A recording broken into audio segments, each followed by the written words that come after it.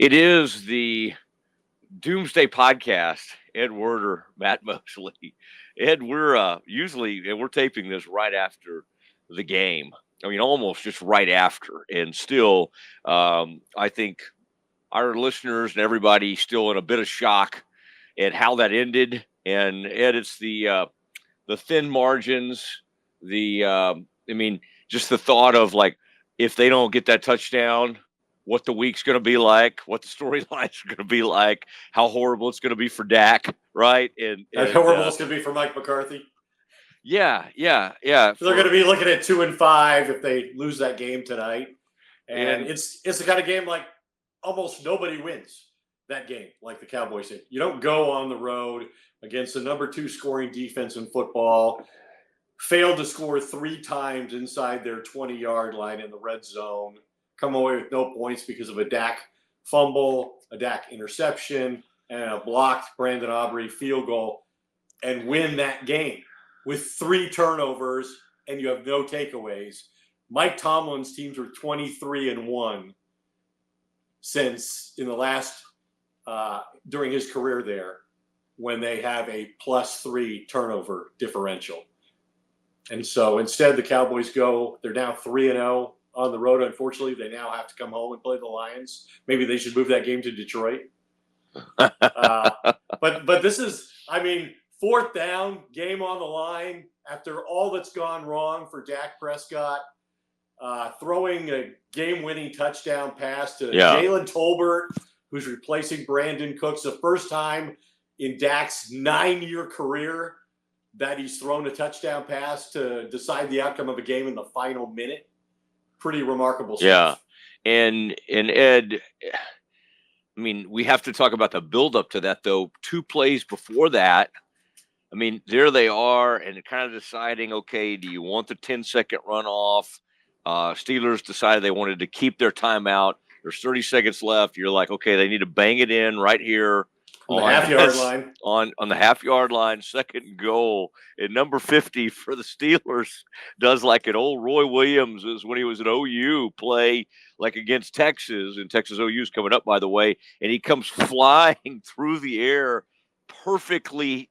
His helmet hits the ball, and our man Rico Dowdle, who had a great game, tremendous game, like accounted for 122 yards on like 22 touches, but he fumbles, and so Dak nearly cost the Cowboys the game, but he saved the game there, and then 2 plays later he throws that touchdown pass, and then Ed, I mean, to add more drama to this, Tolbert was injured. It appeared on the 3rd and goal play. They tried to go to him in the back of the end zone.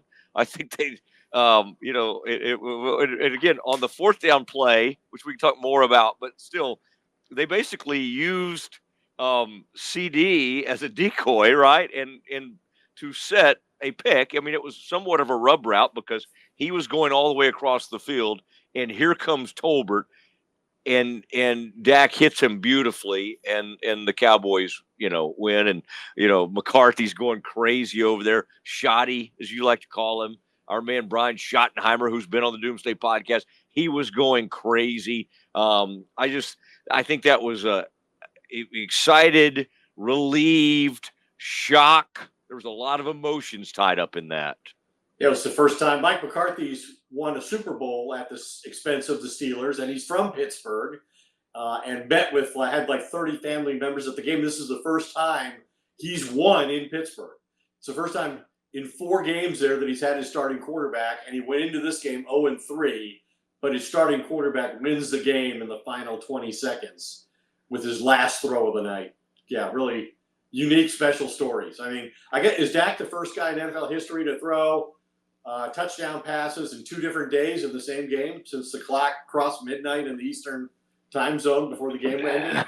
I think that might be something. I know. Elias may be able to help us out with that. All right, without further ado, we want to get into it, and we want to start hitting this from every angle. And it is, and by the way, as we tape this, Ed, not to rub it in, but it is 12:24. It is past midnight, and you will be on the air tomorrow morning at about 6 a.m. So that'll be great for you. But it is time to get the Doomsday going. Mike, please play the music.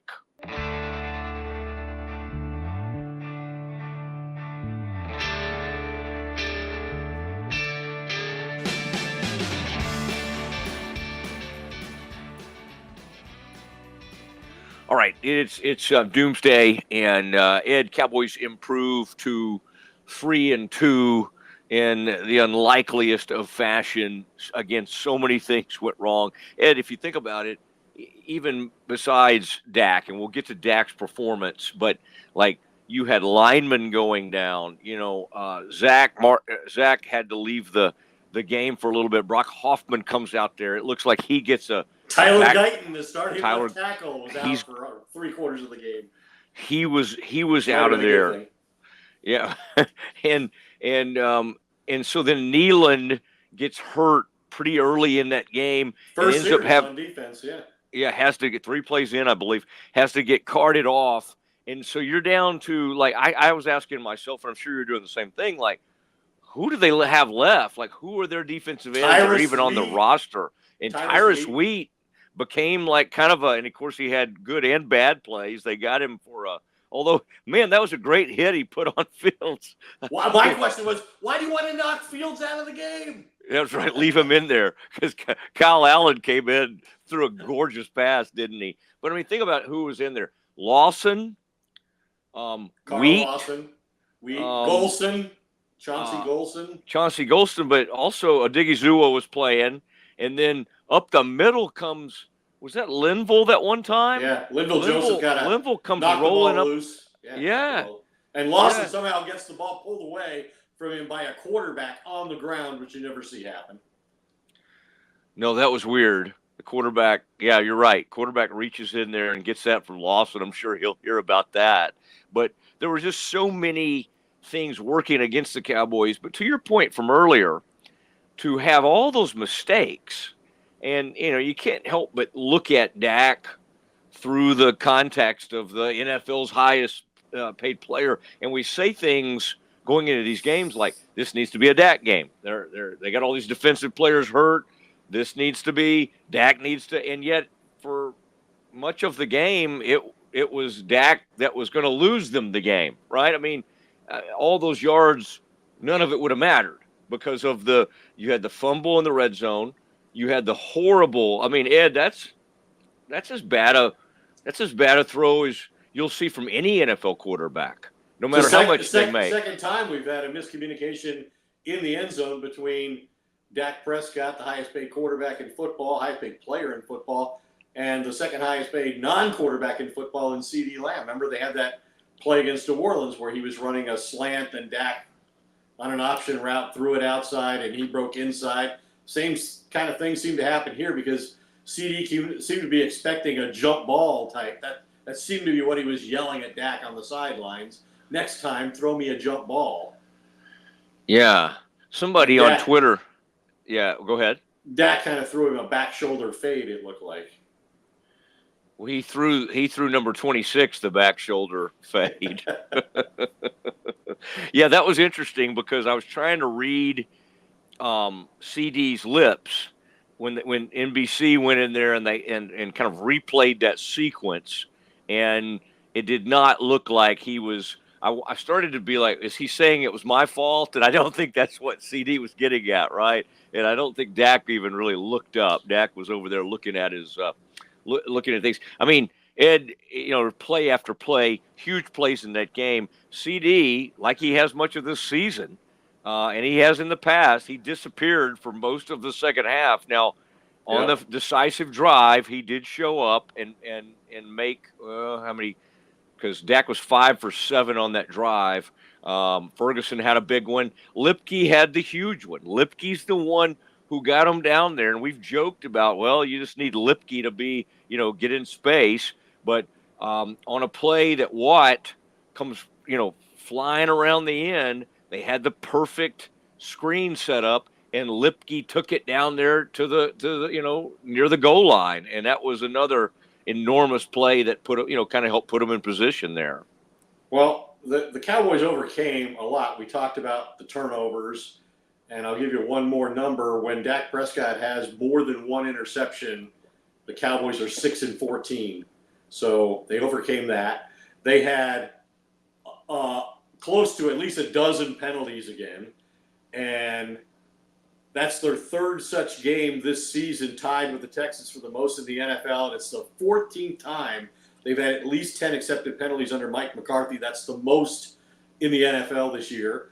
And then they had all the attrition, the player injuries that we've talked about to compound all of that, and yet they still go into Pittsburgh and win this game coming from behind. I mean, when Dak threw the second interception, my reaction was, he needs to understand at this point what kind of game he's in and where he's playing and who he's playing, and accept that punting is okay in that situation.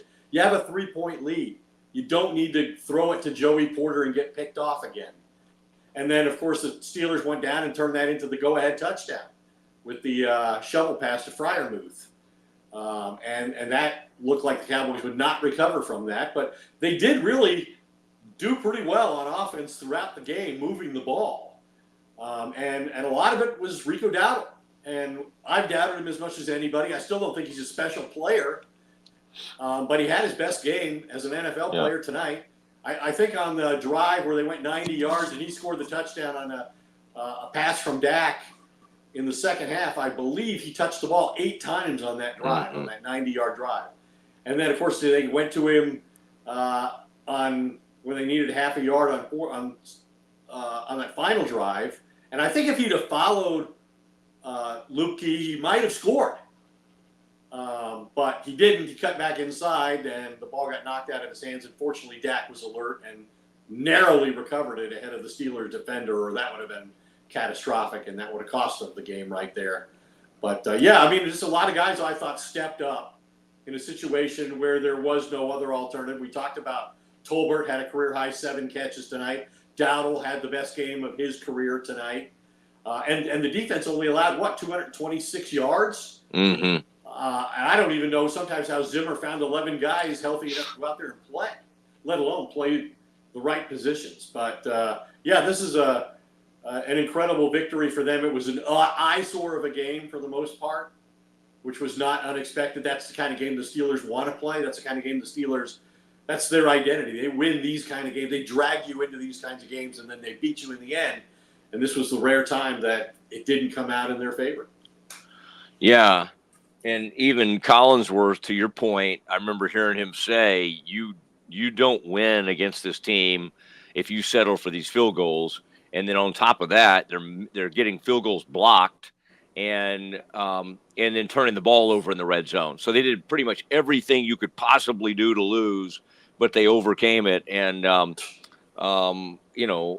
incredible moments for Dak down the stretch to make those throws that he made and make those plays. And Dowdle was extremely helpful. I mean, it's almost humorous at this point how, Zeke is just barely kind of, he'll get 5 or 6 carries. But I think we do need to hand it to, because we beat him up a lot.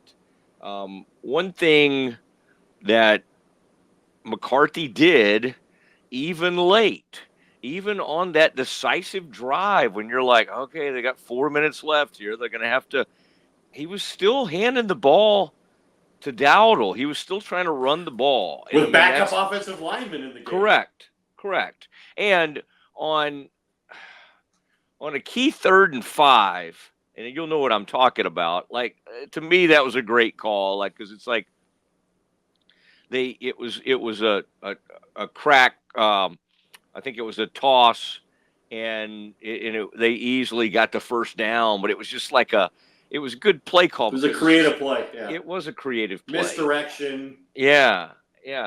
You're right. I think they thought Dak was going to do something, roll out or throw, and then he goes the other direction with the pitch, and that was a good play. And it's so rare when your kicker, for instance, I think they kind of looked at that, and it looked like maybe he did kind of hit it low or didn't hit it, and that's so unlike him. And the Steelers have a penchant for blocking kicks, but there again, just time after time, Ed, it was like, oh my gosh, that's going to come back to haunt them. Okay, they didn't make it 10-9. Okay, they didn't do this, they didn't do that, and when the tight end for them, how do we say his name? They were doing that big chant, Fryermuth. Yeah. He's a really good player, and when he scores that touchdown, you're just kind of like, because to your point, it's not like they were going a bunch of doing a bunch of yards. It's not like Fields was playing that great of a game. I think he finished 15 for 27 for 130 yards. He did throw for a couple of touchdowns, but it's not like he was on fire really in any way. And so when they did break through and got that touchdown, you're just kind of like, oh man, that's bad. The Cowboys are now in big trouble, and yet they found a way. Another big throw was the one to Turpin. After Dak had a big role. They figured out a big role for him to make up some of what they were going to lose without Cooks being in the lineup. I thought that was pretty innovative, and I wonder why they don't do it more often, and maybe they will after this performance tonight, because Turpin was a valuable player and a big part of their early offense. And you mentioned the CeeDee Lamb thing is really puzzling. You look at his numbers in the first half this year, he's got 21 catches, 353 yards, and 2 touchdowns. In the second half of 5 games, he has 4 catches for 25 yards and no touchdowns. Whoa. Crazy numbers. And speaking of numbers, we should also mention TJ Watt getting his 100th career sack, and of course it's poetic justice that it comes against the Cowboys, and it created a turnover as well in the red zone, because as we remember in 2017 the Cowboys could have picked TJ Watt, but instead they took the great Taco Charlton, and so it seemed only right to me that TJ Watt would get his 100th career sack against the Cowboys. That's interesting. I do like it when you throw those numbers in. Ed, I did want to ask you, did you understand the Celine Dion thing? Was I the only one just kind of in the dark about that? Like what? I mean, I know those were her songs she kept mentioning, but like why were we getting her to comment on the Cowboys Steelers rivalry? Yeah, what did it have to do with anything? Some performer from Canada is talking about the importance of these series in her life. I don't know. Okay. Not sure. I mean, that was a weird one. I mean, I knew. I guess I thought it was kind of a nice alternative. I was a little kind of Snoop Dogged out at that point, so I was pretty happy that any other entertainer was being involved in the game at that point. Listen, Snoop was all over the Olympics, and the minute he went in that stadium, you knew he was going to be on NBC at some point. He acted like he's a lifelong Steeler fan, yet there's all these photos of him wearing the jerseys of other teams online. He at least was able to reference some stuff from the 70s. Although, again, as he freely admitted, he was like 3 years old. I don't think that's really when he became like some kind of huge Steelers fan. But whatever. If NBC calls and they're offering money, Snoop's showing up, and Snoop did a nice job as always. Now, Ed, I do want to say we got a few more things we want to comment on in the big picture of like where this season is now, what this means. We need to put it in context. I want to mention Marable Homes, Ed. I mean, these homes are gorgeous, and Ed, we're in the process of we're going to film. And we're going to be able to present some interiors, and that's going to be fun. We'll do a little bit of a walk around. Ed, I may try to get you to come over and just host maybe an open house or something. We'll have some fun with it. But you're gonna people are gonna love seeing, especially the interior is unbelievable. The walk up appeal of these homes is just. It'll just blow you away. It is Marable Homes. That's MARABLE. And that's marablehomes.com, and that's Blake Marable and Amy Marable, tremendous family there.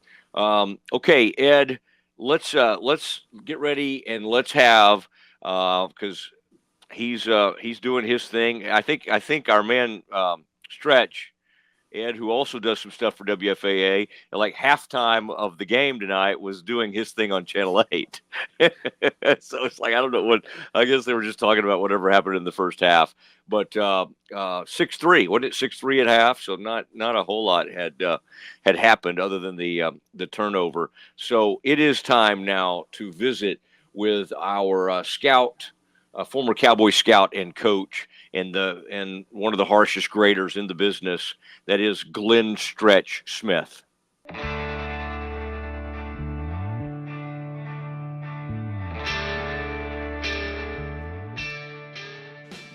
All right, it is time for Stretch Plays with Glenn Stretch Smith, former Cowboys scout and coach. And Stretch has been doing WFAA TV tonight and is now kind of settled in for the evening. And Stretch, I got to just start with the end. Let's start with, and we'll talk more about Dak's performance, but on that fateful play, and which again, it almost felt like the season hung in the balance. McCarthy, there were so many things that were hanging in the balance. But walk us through, please, what exactly was happening on that play, because it certainly looked like that CD was almost a decoy. Now, I guess you could almost call it a rub route, because certainly that one guy got caught up in traffic who was trying to stay up with Tolbert. Walk us through that the touchdown that that obviously allowed the Cowboys to win. Yeah, so before we get to that, there were some routes that I thought were well designed tonight. They took some trail routes where guys are trailing other guys and you can't bump the guy initially off the ball. And they took that last week and they were able to complete a big ball to Cook.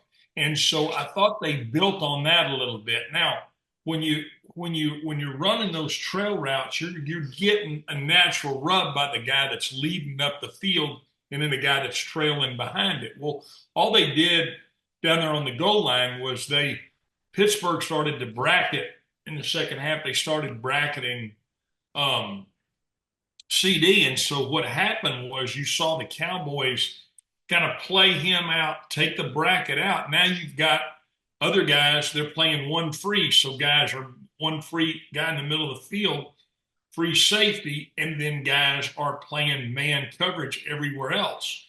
So what you get guys crossing, and it really is, it's one of those things that you have to work on a lot. And so you can tell that the Cowboys worked on this.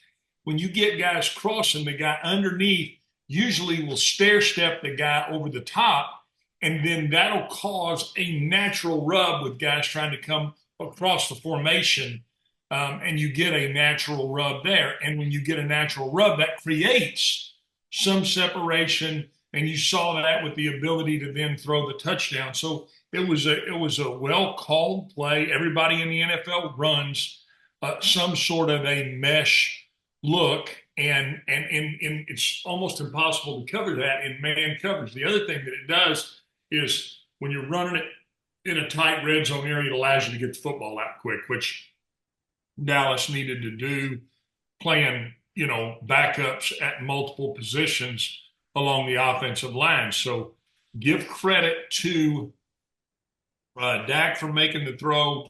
Give credit to McCarthy for making the call down there on fourth down. I think the thing to me that was really maddening about the football game is that Dak made multiple really, really poor decisions in the football game. Early in the game, they've got it inside the red zone. He doesn't feel the presence of being in the pocket and knowing that the pressure is coming, and he gets the ball stripped out, fumbles the ball. They don't get the field goal there. Then he comes back and makes a really poor decision on a throw in the corner where, again, CD is bracketed. Now, there were times when you're in the field when the safety can't get over the top in time, and the corner kind of lets him go, and he made, a lot of guys will call it a hole shot throw.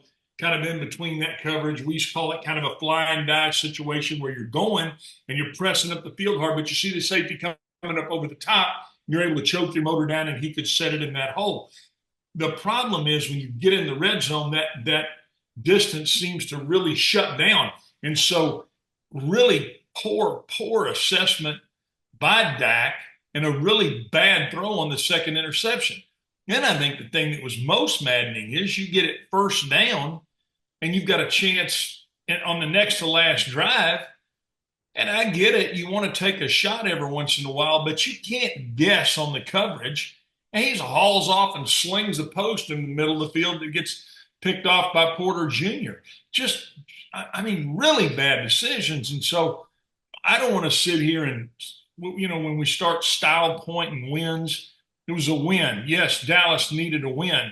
But when you look at the quarterback, of all the guys that had really good nights, he had the worst night.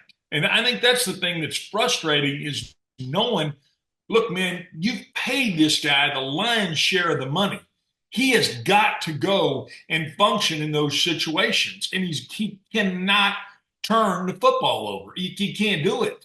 And so you got an offensive line that's makeshift because you had Guyton go down. They had to take Tyler Smith, put him out there. They had to bring Bass in and put him at guard. And so you had, you were shifting guys around. Then you had Zach had to go out and get he had to get an IV.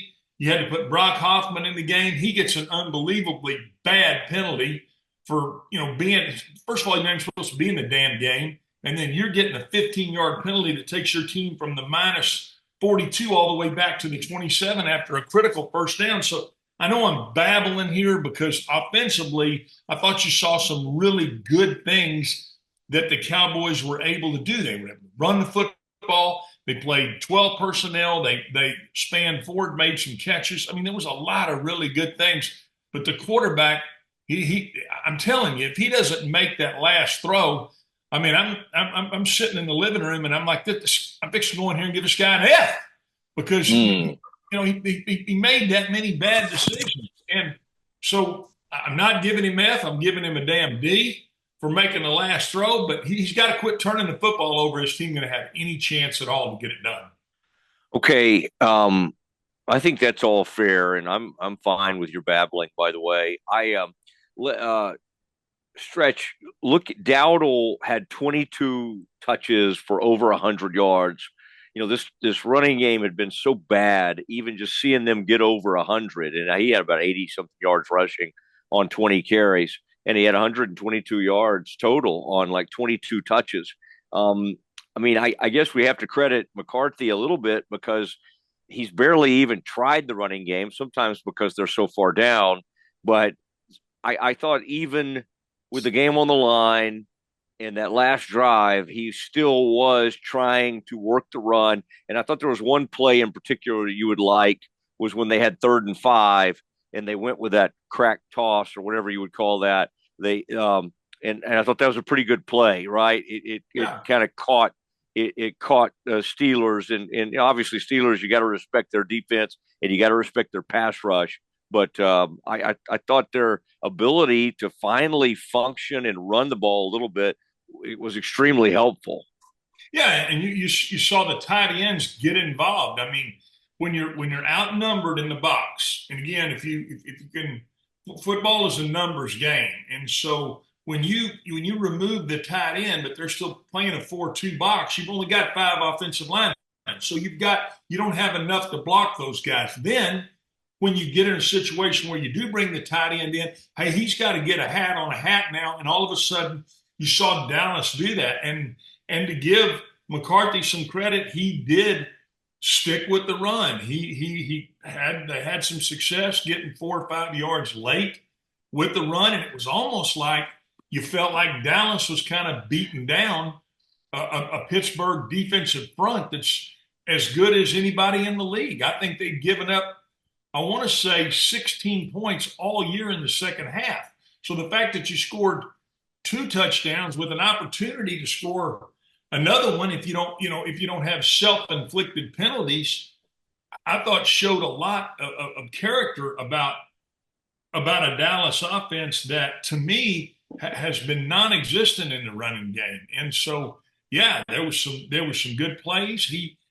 McCarthy tried to stretch the field, wide. He was trying to get, hand the ball to Turpin some, swing the ball to Turpin some, and do some little things to get Pittsburgh running. And then once he stretched them out, then he was able to go vertical. And I thought that really was the key to winning the football game, because turning the ball over 3 times and not getting anything twice in the red zone was damn near a killer in the game, but they were able to overcome it. Yeah, it's the Steelers almost never lose that kind of game where they're +3 and turnover differential, turnover margin, and they did lose this game, which was just kind of almost amazing, because when you look at their record with that type of thing. Stretch, on the Cowboys defensive side of the ball, I thought you were going to probably give some winning grades to some of those. Whether it be Linval Joseph, 91, Wheat. It's like Tyrone Wheat was doing some things, and then Odighizu, Golston. You just really were, and Nealon goes out like on the 3rd play of the game and can't come back, and so you really don't have. Lawson comes in there, but you don't have any real true defensive ends, and yet they generated, some pass rush. And quite honestly, they didn't give up a whole lot to the Steelers. I thought overall it was a pretty winning effort from a team that was really banged up. Well, you mentioned guys. Tyrus Wheat, Linval Joseph. You had Carlos Watkins. Kendrick Golston, Mozzie. We know Odighizu. But I thought the key was that they played really hard and they got up the field. And to me, you saw Linval Joseph finally, blow through there on a bull rush and really cause havoc for Pittsburgh. I thought you saw a linebacking crew in Leofow, Kendricks, and especially Overshown that were really flying around. And Overshown showed his speed. He burst to go catch Fields multiple times and hurry him on those boots and waggles. So I thought defensively played about as good as you could get from a bunch of guys that, if you start naming them, everybody's going to sound like a damn owl. Who? But they got it done. And I thought the key for what Mike Zimmer did was he got off the field. Pittsburgh was 3 for 12 on 3rd down.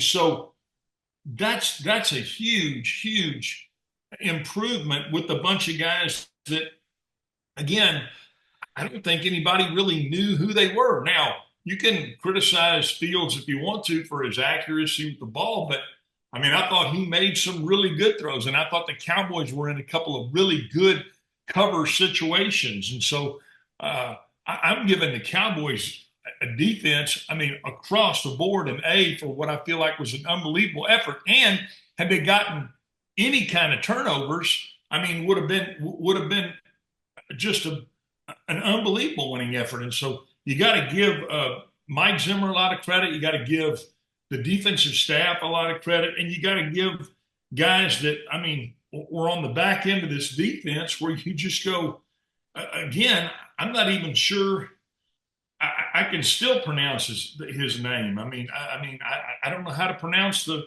starting corner's name. Can you pronounce his name? Yeah, I go ahead and give it a shot. Aruru. Yeah, that's what I thought. It was going to sound like a bad sneeze. No, I get it. But number 27. Yeah, exactly. But 27 in the program, and 1 in your heart. Played his ass off, and they did. The safeties, I thought, did a great job of tackling. I thought they were physical at the point. And so, to me, that was the difference in the football game, is the fact that the defense just kept freaking playing, even in the adversity of getting those turnovers and getting the ball turned over. So, unbelievable effort by all of those guys. And Matt, I'm gonna finish by saying this. I didn't think you'd see Tyrus Wheat and Carlos Watkins and Golston, and I just didn't think that you would see that we'd be calling those guys names the way we were calling them. And so to me, that speaks volumes about not only the job that they did from an effort standpoint, but the scheme that Mike Zimmer was able to put into place and go to Pittsburgh and win. It's a hard place to go win, and they got it done. So I'm going to give them all the credit on that side of the football, and I'm going to give them all the credit on the offensive line, because I thought from a patchwork standpoint they played their ass off. Right, half sacks for Lawson, Tyrus Wheat, who you've been mentioning, Odigizua, and Chauncey Golston. So hats off to a lot of players there. And then, of course, Linville Joseph had the one. So they did generate a pass rush. And so, a much maligned rushing defense and a much maligned defensive coordinator stepped forward here and really helped the team and the Cowboys. Again, they had to overcome their quarterback.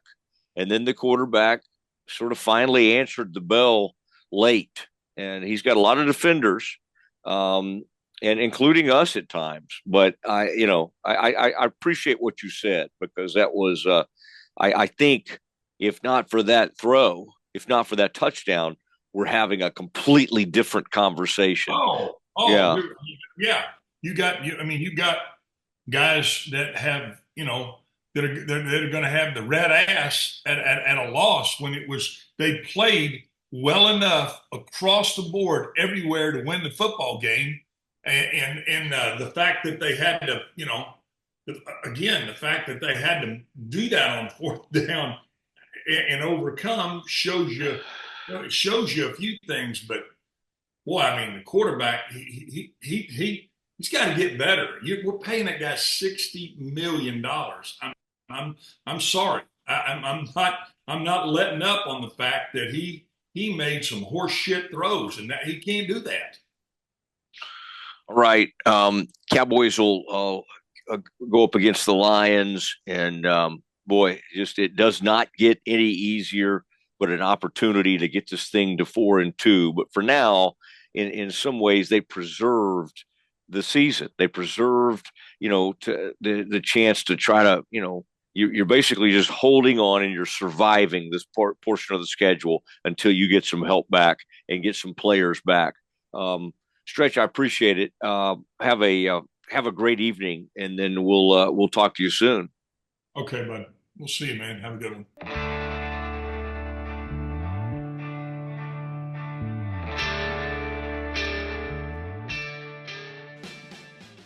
All right, and Ed, Cowboys improved to 3-2. It would have been so dire if it had gone the other direction.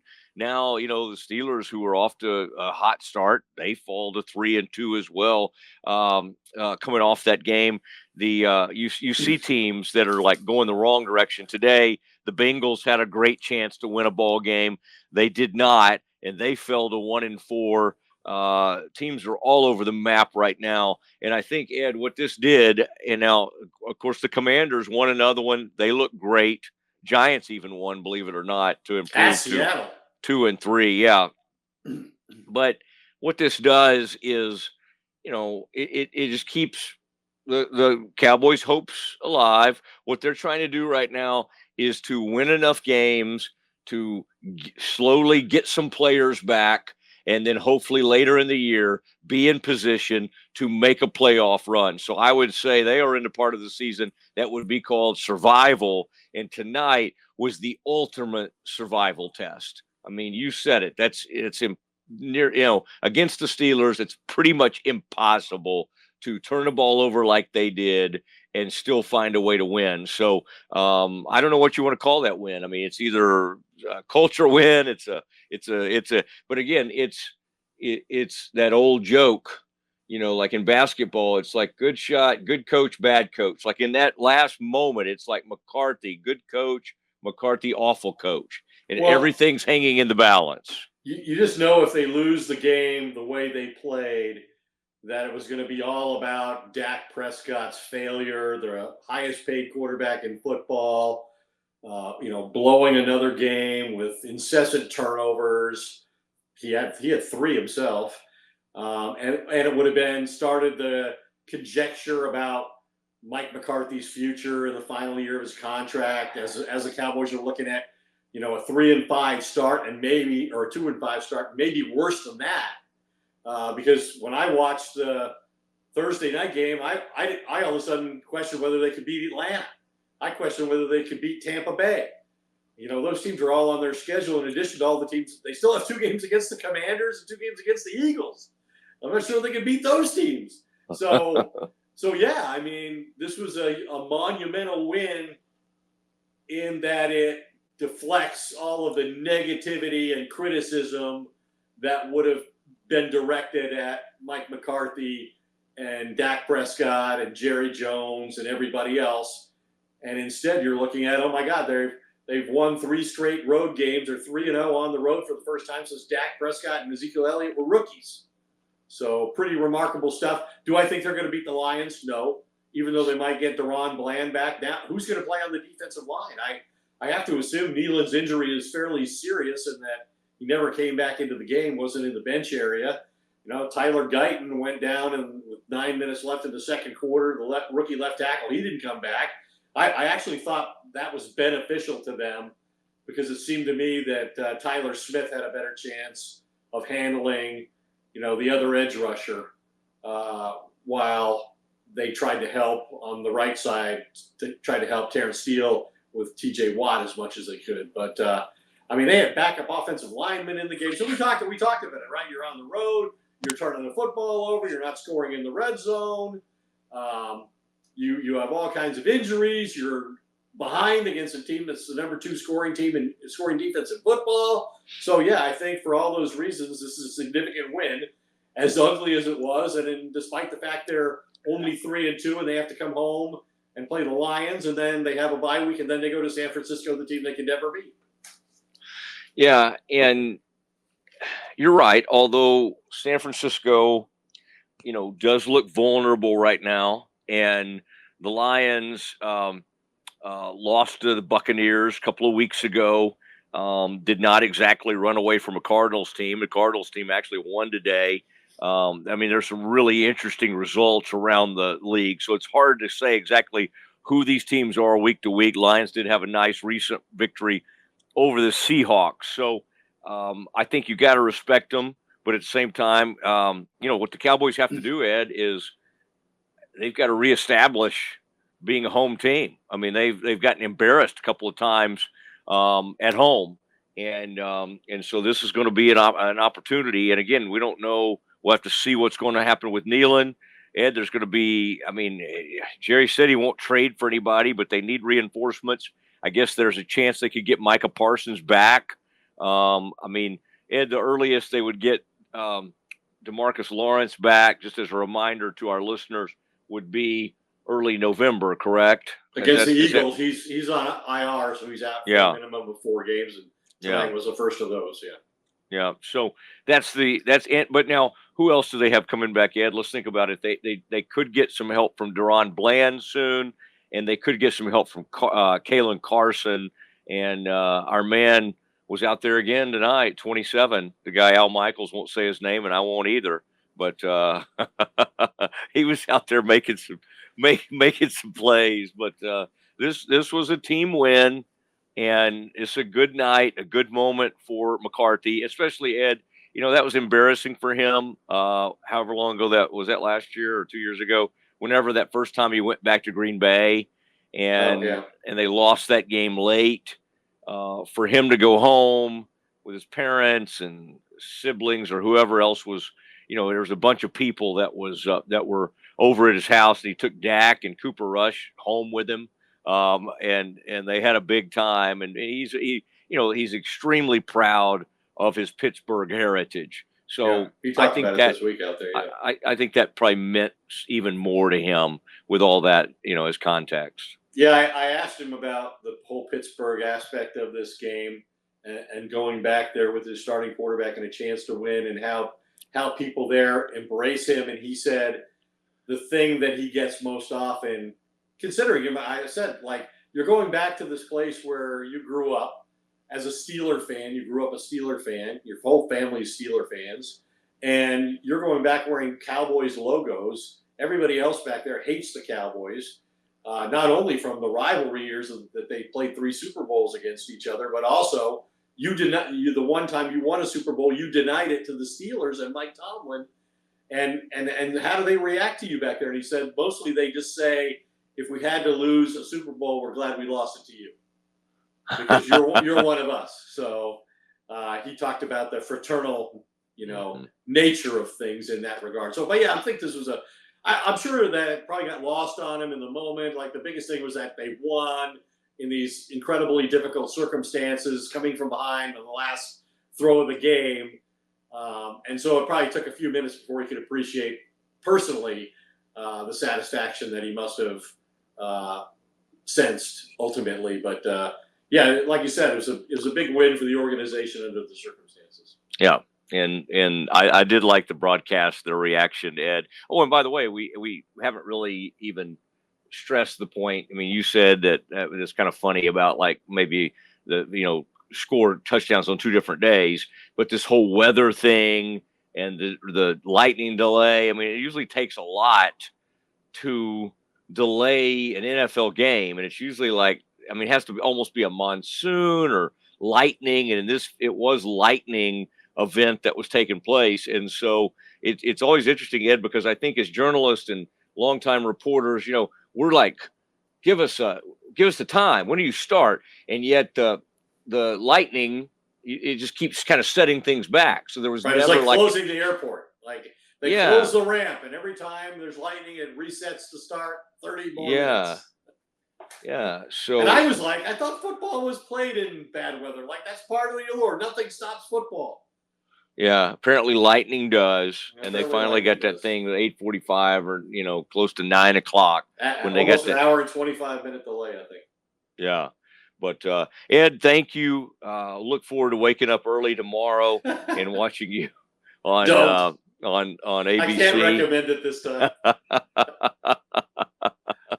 Get some rest. Appreciate it. Cowboys will try to improve to 4-2. Well, if they beat the Lions, Ed, everybody will be riding high again, and what an opportunity that will be. But appreciate you, Ed, and appreciate your efforts here on the Doomsday Podcast. I hope you will get sleep fast, as we say. Okay, Tony Dorsett from Pittsburgh once yes. told me, sometimes you got to sleep fast.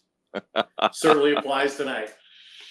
Oh man, Tony D, right there in that town, playing for would have been Pitt Panthers. Yeah, but Johnny Majors, I believe, would have been the head coach. Aliquippa High School. That's right, man. The greatness and the legacy lives on in Rico Dowdle. 23 instead of 33, but close.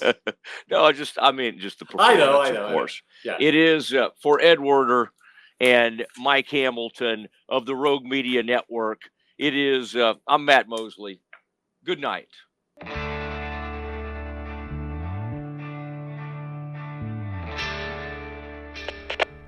We are Rogue Media Sports.